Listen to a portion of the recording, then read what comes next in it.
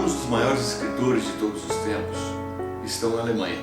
Schiller, Goethe, Bertolt Brecht, Thomas Mann, isso para citar apenas alguns.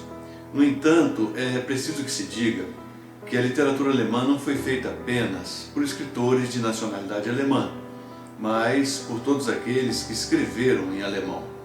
Assim, os austríacos Stefan Zweig, Arthur Schnitzler e Thomas Bernhard, bem como os suíços Max Frisch e Johannes Spiri, por exemplo, compõem também esse grupo de autores que escreveram em alemão. O escritor Elias Canetti, que é tido como um escritor alemão, nasceu na Bulgária e morreu na Suíça. E Franz Kafka, considerado um dos mais influentes escritores do século XX, escreveu em língua alemã. Kafka nasceu na República Tcheca e morreu na Áustria. Então, quando se fala em literatura alemã, fala-se de tudo aquilo que foi feito em alemão, dentro ou fora da Alemanha. Eu ainda, no nível médio, fui morar em Belo Horizonte e morar num colégio de padres alemães, o Colégio Arnaldo. É o colégio onde estudou Carlos Drummond de Andrade.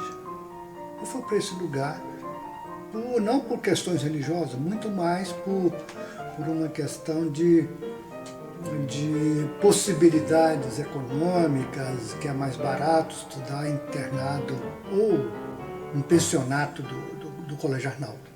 E tive a grande surpresa de encontrar um ambiente literário, porque tinham um colégio tradicional com biblioteca maravilhosa e o Instituto Goethe no térreo do edifício, e que aos alunos do Colégio Arnaldo tinha um pequeno desconto. E eu comecei então a ler e a estudar alguma coisa de alemão, a pegar as revistas que vinham da Alemanha e com muita curiosidade com a paisagem, com o clima, com o ambiente, seja do colégio, seja do Instituto Goethe. Eu diria que, pela minha experiência de estudo e de vivência mesmo com a psicanálise, eu, desde algum tempo, já lá se vão alguns anos, eu tenho tido assim um gosto especial em conhecer a obra de Freud. E especialmente eu citaria 2 ensaios dentre os múltiplos textos que compõem a sua vastíssima obra. Eu citaria os Delírios e Sonhos da Gradiva de Jansen e Escritores Criativos e Devaneio. São 2 belíssimos ensaios que mostram que todo ponto de partida para a construção da psicanálise, para que Freud pudesse erigir esse edifício conceitual, teórico, extraordinário que é a psicanálise, ele foi buscar toda a fonte de inspiração, toda a fundamentação, né, desse conhecimento vasto que ele construiu. Ele foi buscar justamente na literatura. A literatura é o ponto de partida, né, da obra de Freud. E tanto que ele, e aqui eu gostaria de destacar, o grande escritor que é Freud. O prêmio que Freud recebeu em vida não foi como o pai, o criador da psicanálise, e sim como o grande escritor que ele é. Então, você pode, qualquer pessoa não necessariamente envolvida com esse campo de conhecimento que é a psicanálise, qualquer pessoa pode ler Freud como ler uma deliciosa narrativa. Então eu começaria dizendo desse meu interesse pela literatura alemã, na verdade escrita por um austríaco, né? Freud nasceu e viveu em Viena. Eu já tinha definição para a psicanálise e já conhecia um pouco de Freud. Parece Hoje eu posso ler que havia essa confluência do meu interesse pela psicanálise com o meu ingresso, o meu interesse pela língua alemã. Na verdade, era muito mais profundo então isso, porque ler Freud no original, venho saber depois, foi uma das possibilidades, foi uma das riquezas, das preciosidades que Lacan, um psicanalista francês, sacou para ele mesmo ler Freud no original em alemão. O inconsciente que Freud cria, formula, inventa, esse inconsciente tem como estrutura a mesma estrutura da linguagem. Então, a condensação, o deslocamento, a metáfora, a metonímia, e nada melhor do que a língua alemã para nos mostrar essa capacidade da linguagem, da condensação, da metaforização, da metaforanímia, metáfora e metonímia. Então, a língua alemã é de uma riqueza, de uma possibilidade muito, muito, muito grande, muito interessante, e que só podia ser, então, um autor,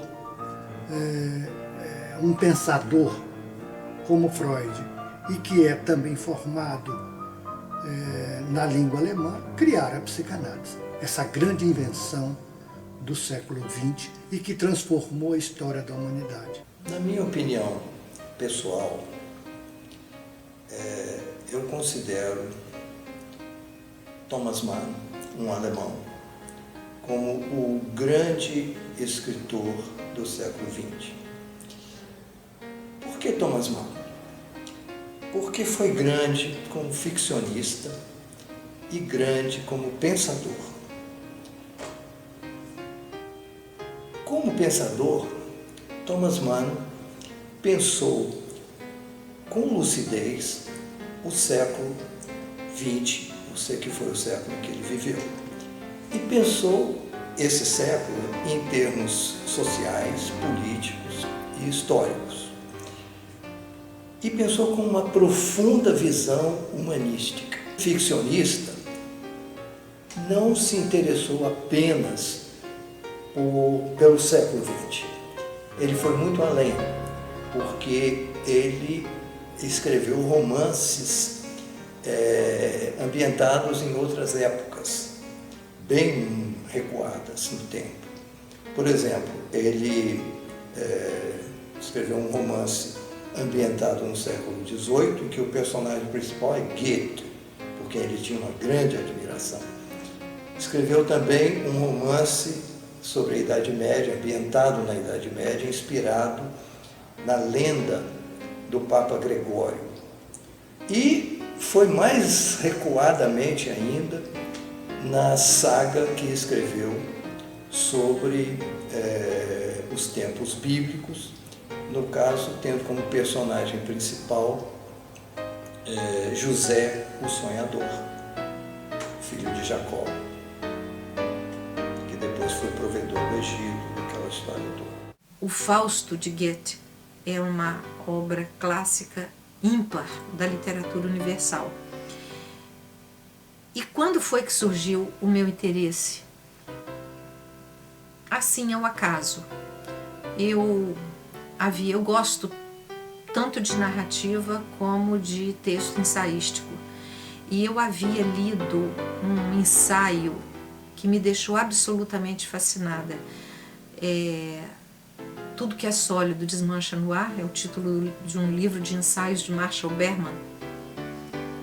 E um desses ensaios é justamente sobre o Fausto de Goethe.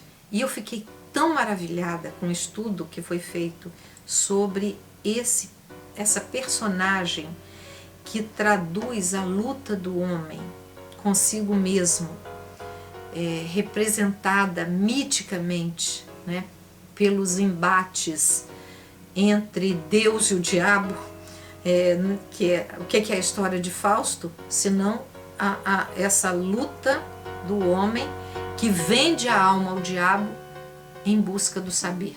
Os escritores alemães são poderosos analistas das mentalidades de suas personagens. Isso é o que posso concluir da leitura que fiz de algumas de suas obras. A novela Morte em Veneza, de Thomas Mann, ficou marcada para mim pela forma como a beleza de um belo adolescente se instala na alma de um homem de meia idade e aí vai crescendo na instância do pensamento até que ele possa atingir a compreensão do belo. Outro caso de que me lembro está em Um Homem e Seu Cão, conto também de Thomas Mann, em que o autor vai estabelecendo o aprofundamento da relação entre homem e cão à medida que os anos passam, induzindo o leitor a penetrar na alma desses dois seres. Ele foi contemporâneo, então, do romântico Schiller, né, do grande poeta admirado por Jorge Luiz Borges. Ele foi contemporâneo de vários escritores, de Herder, de filósofos, de cientistas, grandes cientistas que deixaram seu nome inscrito, né, na história do pensamento humano. Ele foi contemporâneo de todos esses grandes nomes das ciências e das artes. Conviveu com eles, trocou cartas com eles e ele pôde traduzir um tempo e uma cultura e uma efervescência que se deu principalmente na Alemanha, mostrando justamente essa ambição pelo conhecimento. Para citar um escritor mais contemporâneo, o austríaco Thomas Bernhard, seu romance Extinção fala de um homem que se vê obrigado a retornar à aldeia em que nasceu, no interior da Áustria, para o sepultamento de seus pais e seu irmão. Nesse retorno, por meio da palavra e da repetição, um complexo jogo mental, ele vai pouco a pouco se livrando de seu incômodo passado. No meu caso pessoal como escritor, cabe-me dizer que Thomas Mann foi uma das principais fontes inspiradoras do meu romance A Crônica de Malemort, ambientado na Idade Média. Porque foi no romance de Thomas Mann, O Eleito, justamente aquele romance sobre o qual eu falei, que é ambientado na Idade Média e que conta a história do Papa Gregório, foi nesse romance que eu percebi como contar da maneira certa uma história ambientada na Idade Média. Ao buscar a história do homem, ao buscar entender o drama da existência, o conflito que o homem vive ao se deparar com a divisão entre o bem e o mal, é que a gente se conhece a si mesmo. E essa é a razão maior do meu fascínio. Eu leio o Fausto de Goethe e me vejo a mim mesma nesse conflito entre o bem e o mal, de uma forma absolutamente simples, que flui durante a leitura. E finalmente, cabe falar da ciência que tinha Freud acerca das opiniões do escritor Arthur Schnitzler e as dele sobre muitas questões psicológicas. Escreve Freud, o escritor austríaco, numa de suas cartas: sempre me perguntei, espantado, como o Senhor havia chegado a este ou aquele detalhe de conhecimento secreto que eu havia adquirido mediante acurada investigação do tema. E finalmente cheguei ao ponto de invejar o autor que até então admirava. Freud retoma a questão, escrevendo novamente ao austríaco Schnitzler: sempre me atormentei com uma pergunta sobre a razão por que em todos esses anos nunca procurei conhecê-lo nem conversar com o Senhor.